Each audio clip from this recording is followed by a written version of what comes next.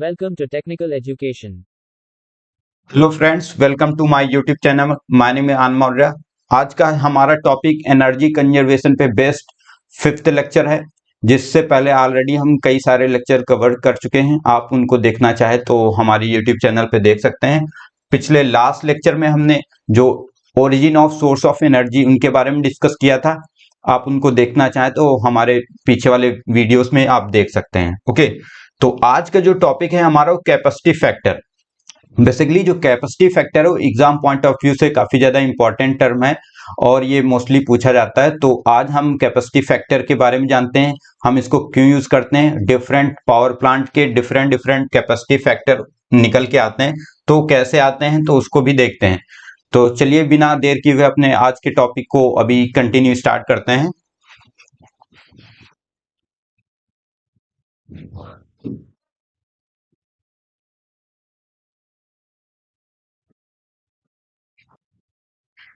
Capacity factor, capacity factor basically क्या है, unitless quantity है। बिकॉज जो भी हम पावर प्लांट इस्टेब्लिश करते हैं तो उसकी क्या है, एक मैक्सिमम कैपेसिटी होती है। ओके, और बट क्या है, उस कैपेसिटी जितनी क्षमता होती है उससे क्या है, जो भी आउटपुट निकलता है वो उससे क्या है, मोस्टली कम ही निकलता है। बिकॉज कई सारे फैक्टर इसमें इन्वॉल्व होते हैं। तो इन दोनों, जितनी उस प्लांट की क्षमता है और जितना हम क्या है उस पर्टिकुलर प्लांट से इलेक्ट्रिसिटी प्रोड्यूस कर पा रहे हैं, उन दोनों का रेशियो होता है। इस वजह से energy divided by energy, it means energy और एनर्जी कैंसिल आउट हो जाता है। इस वजह से जो कैपेसिटी फैक्टर है वो एक यूनिटलेस क्वांटिटी है। ओके, तो कैपेसिटी फैक्टर डिफाइन किया जाता है जहां पे हम क्या है, इलेक्ट्रिसिटी प्रोड्यूस करते हैं डिफरेंट पावर प्लांट का के थ्रू। जैसे हमारा विंड टरबाइन हो गया या फिर थर्मल पावर प्लांट हो गया। तो इसमें क्या है, जो भी इनपुट रिसोर्सेज हैं उनको यूज करके हम क्या है, जो भी इलेक्ट्रिसिटी प्रोड्यूस करते हैं उसके लिए कैपेसिटी फैक्टर निकाला जाता है। ओके, और it is use to compare different electricity production unit. It means ये जो कैपेसिटी फैक्टर है वो किस काम में आता है, जो डिफरेंट पावर प्लांट हैं उनको कंपेयर करने में काम आता है। जस्ट लाइक क्या है कि हमारा थर्मल पावर प्लांट है उसका कैपेसिटी फैक्टर अलग है, न्यूक्लियर पावर प्लांट है उसका कैपेसिटी अलग होता है, जो हमारा सोलर पावर प्लांट होता है उसका कैपेसिटी अलग होता है। तो जो डिफरेंट पावर प्लांट हैं उनके क्या है, कैपेसिटी फैक्टर अलग अलग होते हैं। तो इससे हम क्या है, कंपेयर कर सकते हैं कि किसका कैपेसिटी फैक्टर ज्यादा है। तो जिसका ज्यादा कैपेसिटी फैक्टर होता है वो हमारे लिए ज्यादा बेनिफिशियल माना जाता है। Okay, the capacity factor and actual energy generated are differ too much due to the different factor. It means क्या है कि जो कैपेसिटी फैक्टर है वो क्या है, हर एक प्लांट के लिए अलग अलग क्यों होता है, बिकॉज इसमें कई सारे फैक्टर इन्वॉल्व होते हैं। उसको हम अभी एक स्टेप बाय स्टेप समझते हैं कि कौन से फैक्टर होते हैं जिनके वजह से हमारा कैपेसिटी फैक्टर डिफरेंट प्लांट के लिए अलग अलग होता है। तो ये क्या है, फॉर्मूला उसका कैपेसिटी फैक्टर का। तो actual energy produced divided by maximum possible energy that could have been produced. It means क्या है कि इसका मतलब ये है कि जैसे जस्ट लाइक मान लो कि हमने कोई पावर प्लांट स्टेब्लिश किया,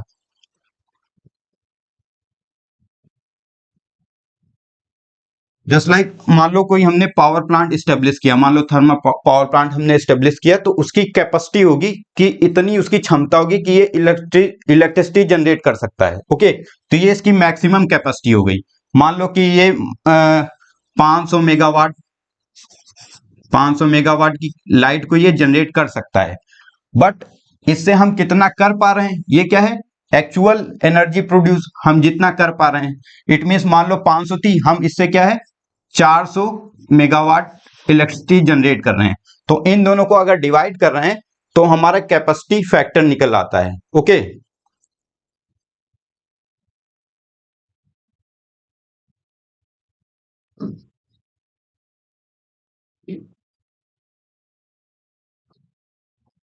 ये हमारे डिफरेंट फैक्टर हैं जिनके वजह से हमारा जो कैपेसिटी फैक्टर है वो डिफरेंट होता है। फर्स्ट हमारा आता है design of electricity production unit. It mean जो भी हम प्रोडक्शन यूनिट हमने लगाई उसको किस तरीके से डिजाइन किया है। अगर बेटर तरीके से डिजाइन किया है, इट मीन्स जो भी रिसोर्सेस हैं इनपुट वो इजिली वहां पे हम यूटिलाइज कर पाएंगे, जिससे हम मैक्सिमम अमाउंट ऑफ एनर्जी को जनरेट कर पाएंगे। नेक्स्ट हमारा जो पॉइंट है प्लेस, हमने किस पर्टिकुलर जगह पे उसको लगाया है, जिससे क्या है जगह भी क्या है काफी ज्यादा इंपॉर्टेंट करती है, बिकॉज जो भी इनपुट एनर्जी उसमें सप्लाई करना है, अगर पास में अगर जस्ट लाइक मान लो कि हमारा कोयला है, जो रिसोर्स है उसके पास ही हमारा प्लांट है, तो उसको इजिली हमें अवेलेबल हो पाएगा, तो जिससे हम क्या है उसको मैक्सिमम यूटिलाइज करके ज्यादा से ज्यादा अपने प्लांट को रन करा करके हम क्या है output it means electricity generate कर पाएंगे। नेक्स्ट हमारा type of electric production unit, तो किस टाइप की प्रोडक्शन यूनिट हम लगा रहे हैं उस पर भी क्या है हमारा कैपेसिटी फैक्टर डिपेंड करता है। टाइप ऑफ फ्यूल और renewable energy used, it means किस टाइप के जो हम फ्यूल यूज कर रहे हैं या फिर renewable energy resources just like हमारा टाइडल एनर्जी या फिर विंड एनर्जी, ये भी हमारा क्या है डिपेंड करता है इसके कैपेसिटी फैक्टर पे। नेक्स्ट क्या है लोकल क्लाइमेटिक कंडीशन, जो लोकल क्लाइमेटिक कंडीशन भी क्या है कैपेसिटी फैक्टर को अफेक्ट करती हैं। जस्ट लाइक मान लो एग्जांपल के थ्रू हमारा कोई प्लांट रन कर रहा है, थर्मल पावर प्लांट रन कर रहा है, तो अचानक से क्या वेदर कंडीशन चेंज हुई, बारिश हुई, तो इससे क्या है या कोई और फैक्टर इन्वॉल्व हुए जिसके थ्रू क्या है हमें प्लांट को रोकना पड़ा, तो इसके वजह से जब प्लांट रुकेगा तो आउटपुट हमारा रुक जाएगा, तो इससे हमारा कैपेसिटी फैक्टर तुरंत अफेक्ट कर जाएगा। ओके, नेक्स्ट ये हमारा क्या है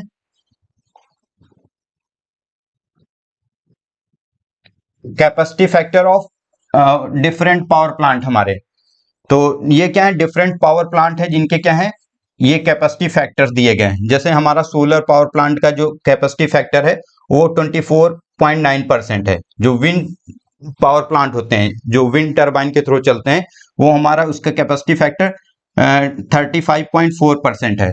जो हमारा थर्मल पावर प्लांट जो कोल के थ्रू चलते हैं उनका क्या है 40.2% है।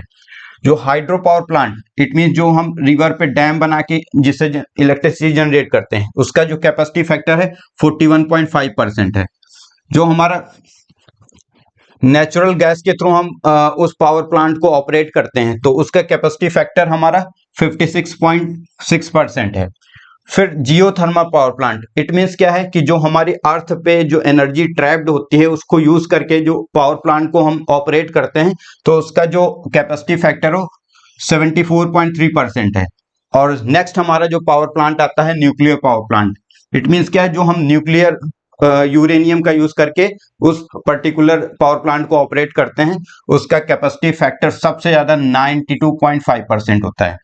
तो अब ये जो कैपेसिटी फैक्टर्स हैं वो डिफरेंट पावर प्लांट के डिफरेंट क्यों हैं इसके बारे में हम डिस्कस करते हैं।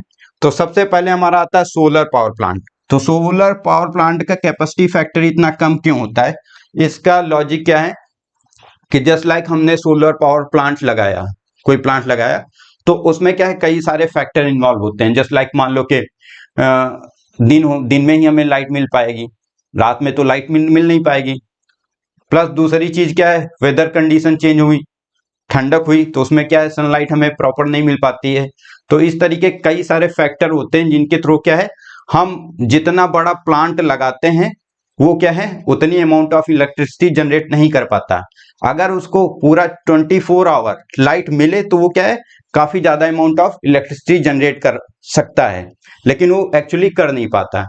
तो ये क्या है इस वजह से सोलर पावर प्लांट की क्या है सबसे कम कैपेसिटी फैक्टर होता है। उसकी क्षमता तो होती है बट क्या सनलाइट उसे प्रॉपर रात में नहीं मिल रही या फिर बारिश होने लगी या फिर ठंडक हुई बादल आए तो क्या है प्रॉपर हमेशा उसको क्या है सनलाइट नहीं मिल पाएगी, तो क्षमता तो होने के बावजूद भी वो क्या है इलेक्ट्रिसिटी जनरेट नहीं कर पाएगा।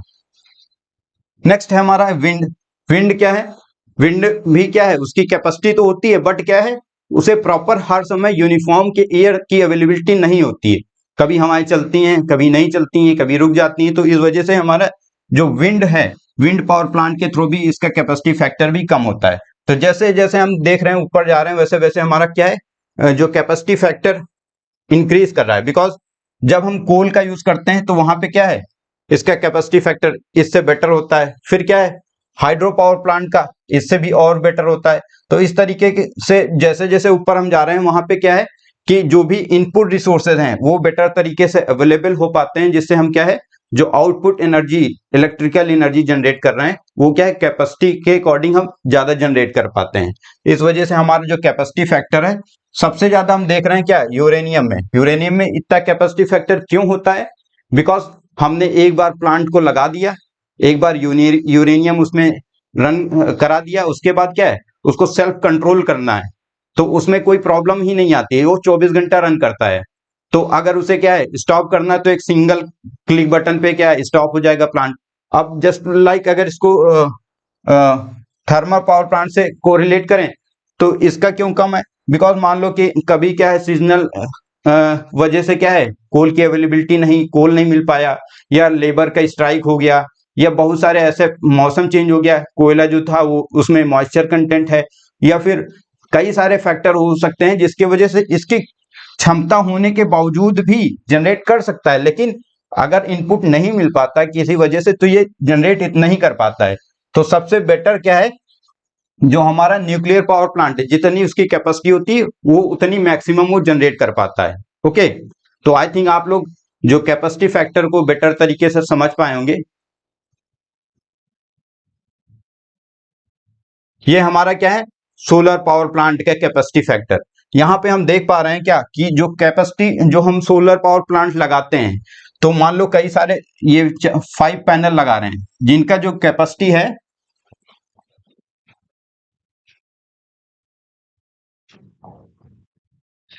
जिसमें कैपेसिटी है 200 वाट 200 वाट 200 वाट के हम 5 जो है पैनल लगा रहे हैं।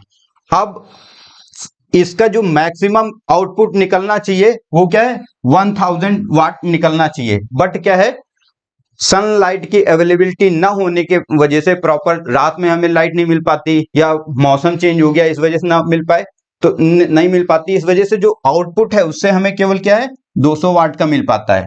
तो इट मींस एक्चुअल पावर हम जनरेट कितनी कर पा रहे हैं 200 वाट, लेकिन हमारा जो सेटअप है वो जनरेट करने की इसकी कैपेबिलिटी कितनी है 1000 वाट। इट मींस ये कर सकता है इतनी, बट क्या है कर केवल इतनी ही पाता है क्योंकि कई सारे फैक्टर होते हैं। ओके, ये हमारा एक न्यूमेरिकल है जो कि क्या है विंड पावर जनरेशन पे बेस्ड है। तो इसको हम लोग समझते हैं कि इसका पावर कैपेसिटी फैक्टर कैसे कैलकुलेट करते हैं।